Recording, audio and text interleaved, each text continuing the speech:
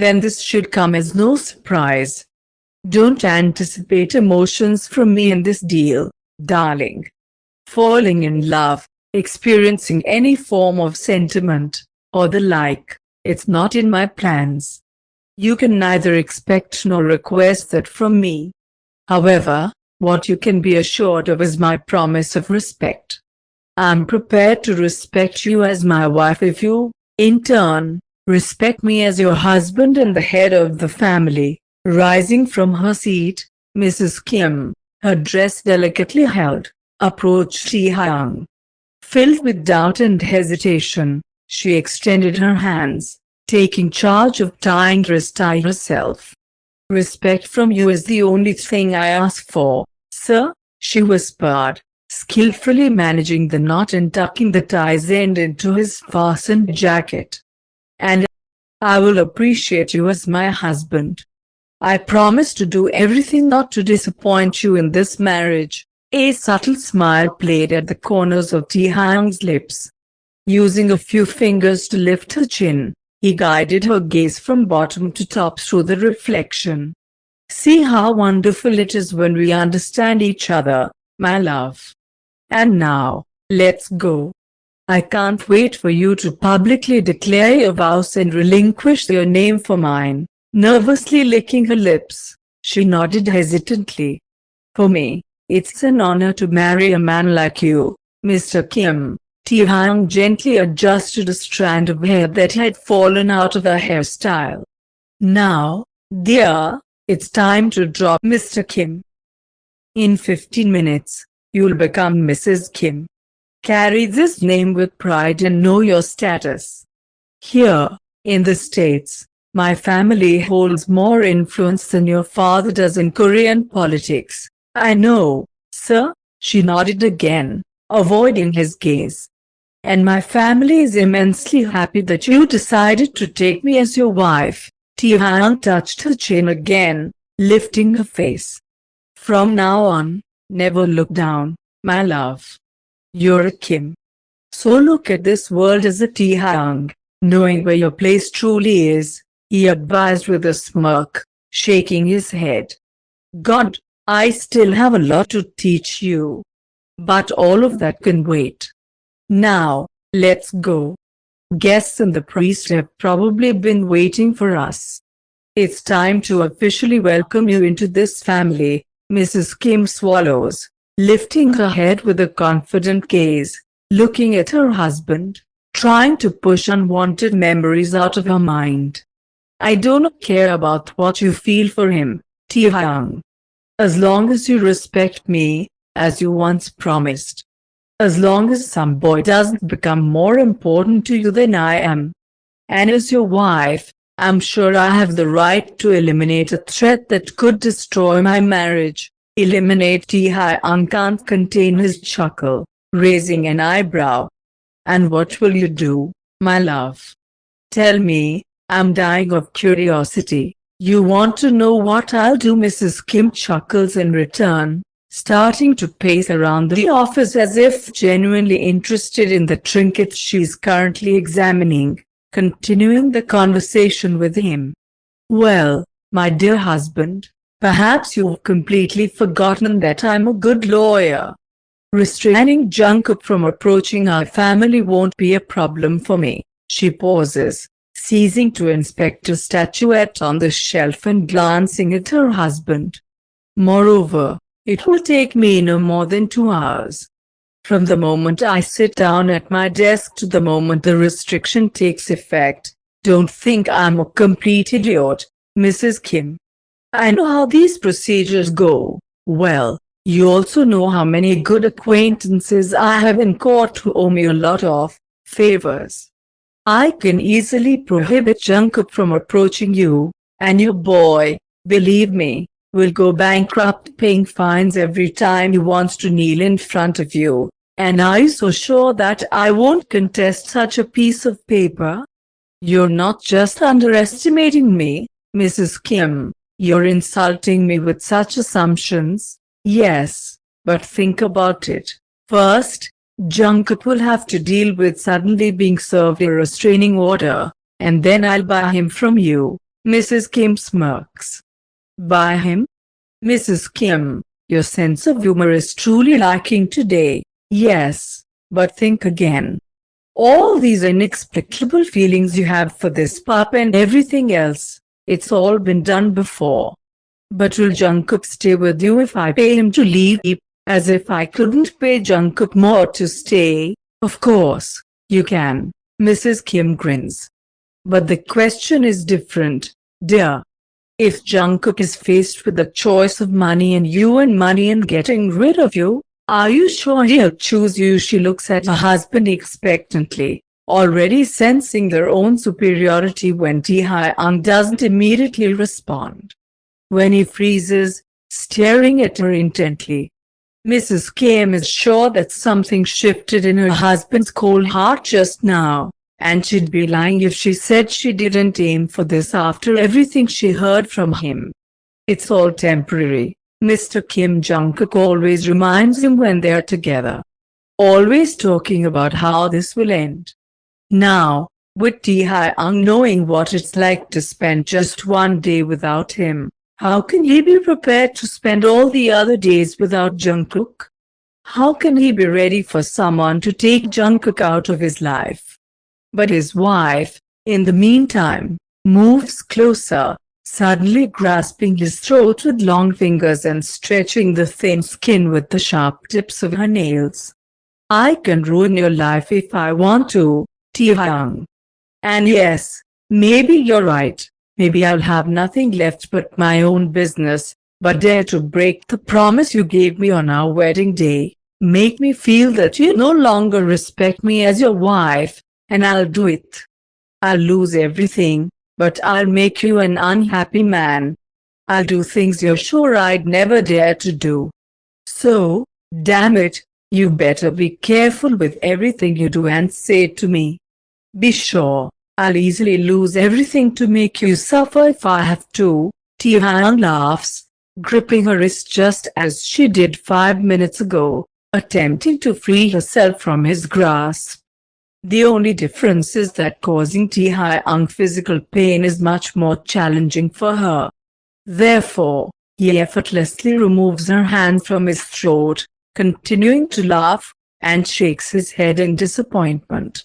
Sometimes I regret teaching you not to tremble in front of me and speak without looking at the floor, Mrs. Kim, and that was your biggest mistake, darling. Taehyung adjusts the jehu of his shirt, surveying his wife from head to toe, and chuckles. Let's end it here. I'll take care of competitors' blackmail, and you, he pauses, from now on, stop meddling in my affairs. If I need your help, I'll let you know.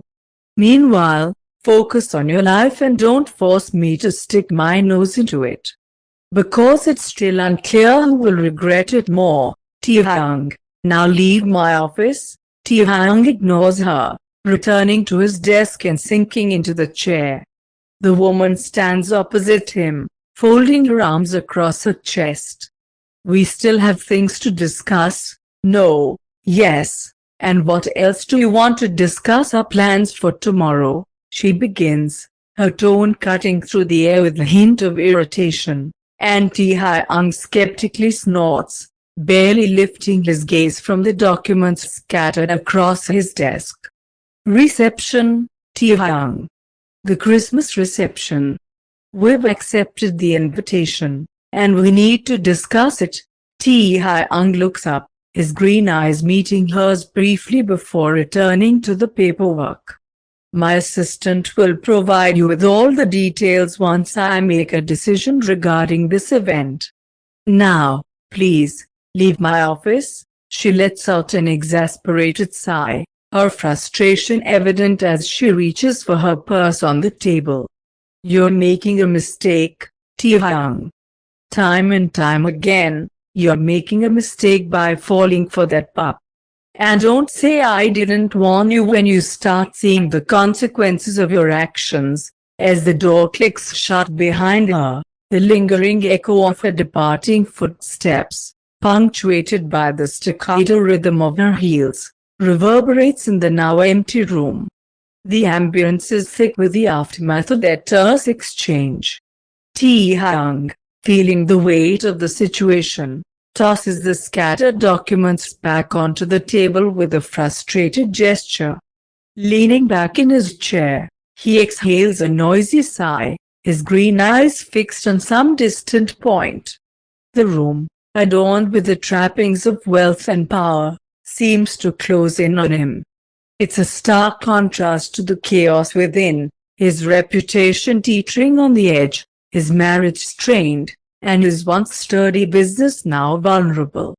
But why, even now, with his reputation, marriage, business, and his entire life hanging precariously in the balance, does Jungkook linger in his thoughts? Jungkook. It's not just a fleeting desire.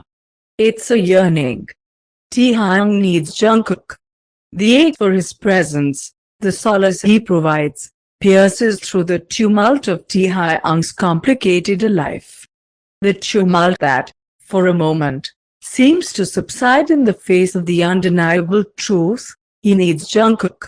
Come on, Joya, stop it.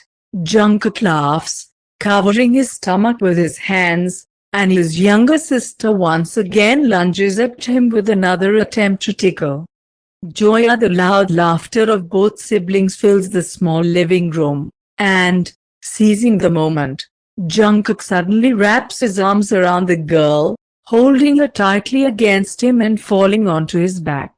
Heels, squirming in his arms, eliciting an even louder laugh from the young man. Let go. Let go. That's not fair. Well, I don't know, kiddo. It seems to me the older brother decides what's fair and what's not. Jungkook laughs, breathing heavily, and she growls. Then, abruptly turning in his arms, she bites the boy's shoulder. Ouch! Jungkook exclaims, me laugh even louder. Now that's definitely against the rules. She giggles, seizing the struggle, and suddenly leans onto Jungkook, relaxing in his arms. I missed you so much, she unexpectedly murmurs much softer, settling on his shoulder, and Jungkook hugs her a little tighter, pulling her closer. I know, and I'm sorry, Joya. But he begins, swallowing hard, stroking her back, and then kisses the top of her head. You're trying to help us, I know, she nods, pressing her lips. We all know that, Jungkook. It just doesn't make it any less sad. You belong here, Joya. His words hang in the air, unfinished, as the symphony of their laughter abruptly halts, replaced by the rhythm of hurried footsteps. Jungkook, his brow furrowed, shifts into a seated position, his gaze fixated on the archway leading to the kitchen. There, a blur of motion catches his eye, little Lee, dashing towards the heart of their home. What's happening? Jungkook questions, a puzzled expression etching across his face. He notices the sudden tension in Joya seated beside him. Joya, his sister, merely shakes her head, slipping out of his embrace like a whisper, and with nimble grace, she leaps off the couch, her destination clear, the kitchen. In a momentary pause, Jungkook processes the unfolding scene before sprinting after his sisters. Give it to me, Joy gently mutters, retrieving a small step stool from Lee, who's attempting to conquer the kitchen counter. Swiftly, she opens a cupboard, revealing a sizable plastic box. Joya, Jungkook repeats, a note of concern lacing his words.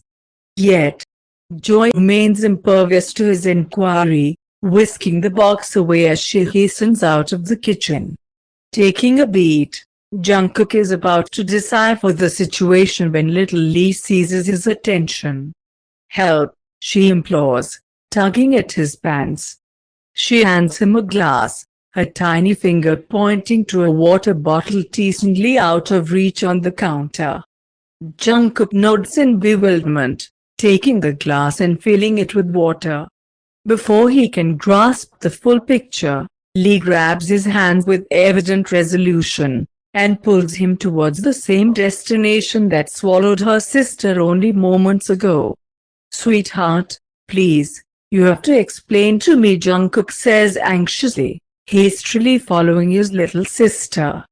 However, when she pulls him into their mother's room, all questions dissolve on their own. He freezes at the foot of the bed, observing the scene where his 12-year-old sister is already disposing of a used syringe, tossing it onto the bedside table. With swift, practiced movements, she sifts through a pile of medicines in the first aid kit until she finds the package of needed pills. Jungkook, as if snapping himself out of a trance, quickly approaches his sister. As soon as she assists their mother in sitting up and gulping down several pills from her outstretched fingers, he hands her a glass. Noticing the tremble in their mother's hand, he decides not to release the glass until she finishes drinking. What happened?" he whispers, watching his mother with fear, and Joya. She helps the woman lie back down, adjusts a pillow, and as she, breathing heavily, closes her eyes with a faint wheeze, silence descends in the room. For a few more moments, they stand still, observing as the wrinkles on their mother's face gradually smooth out, and the painful grimace disappears. Then, swiftly gathering the first aid kit and the remnants of used supplies, Joya to Jungkook, signaling him to follow her. Only back in the kitchen again, watching as his sister returns everything to its place, does Jungkook find the courage to speak. "What happened, Joya?" he repeats what he asked earlier, and the girl, wearily leaning on the table, shakes her head. "Nothing new," she mumbles. "Mom, just these episodes. It gets too painful for her, and then she needs an injection, or else the pain triggers seizures."